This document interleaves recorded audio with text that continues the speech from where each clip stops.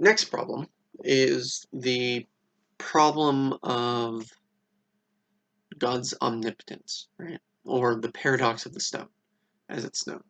So this is very, very straightforward, very, very simple. And it just questions the very idea of omnipotence and what it would mean for a being to be omnipotent. So the question is something of a dilemma, right? It can't, and it goes, can God create a stone so heavy that so massive that no being can move it? It's a yes/no question. So here's where the problem comes in. If you say yes, then what you're admitting is that God can thusly create a stone so massive that even He can't move it. In which case he's not all powerful, right? But if you say no, then what you get is the issue of, well, God's not all powerful because he can't create such a stone. Now you can make a workaround by saying, yes, he can create it, and then he immediately becomes powerful enough to do it, but to move said stone, right, by virtue of his omnipotence. But then you run into the problem that if he couldn't have moved the stone beforehand, he wasn't all powerful. Right, to begin with. If this seems like a lot of sort of playing with words, that's because it is, right? We're using the term powerful, as Aquinas notes, in two different ways. Right?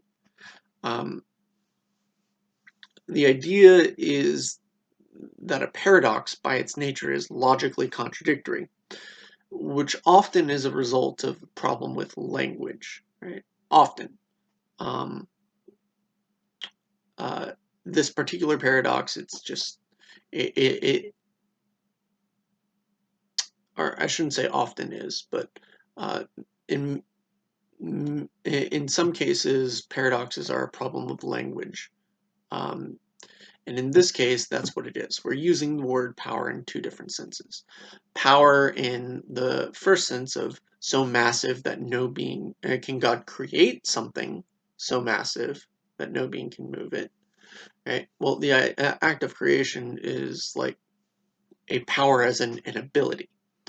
But the act of being able to move something, which is the sense of power we're talking about when we talk about moving the stone, is, you know, physical power, which is quite different from the idea of an ability.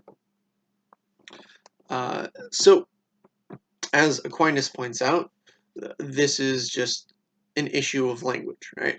This logical paradox is predicated on human uses of language and how, we're kind of mentally gear shifting between two different understandings of power while trying to reconcile them as being the same thing, since they're both part of the overall concept of power.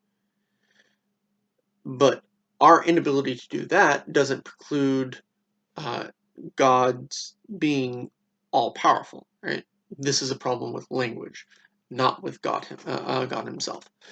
Yet it does point out one of the things at the core of the problem, even if the problem itself falls short of doing what it intends to, it does point out that the idea of conceiving of even simply an all-powerful being is something that goes beyond the limits of human knowledge, or even human ability.